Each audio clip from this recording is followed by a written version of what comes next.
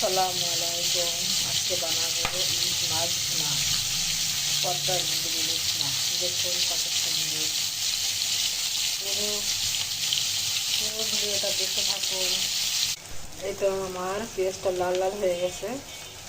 এখন দিয়ে দেবো আদা বাটা।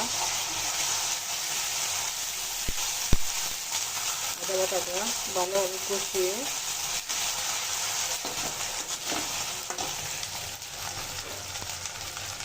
এখন দিয়ে দিতে হলুদের গুঁড়ো, মরিচের গুঁড়ো,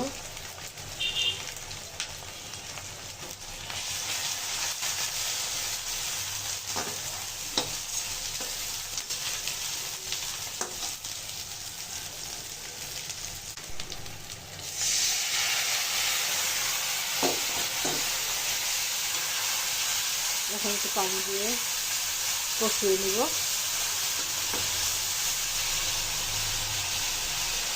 একটু কষানো হয়ে গেছে, পানি দিয়ে দিচ্ছি। পানিটা ফুটে উঠলে মাছটা দিয়ে দিব। একটু মাছ ভাজাটা দিয়ে দিব, ইলিশ মাছটা।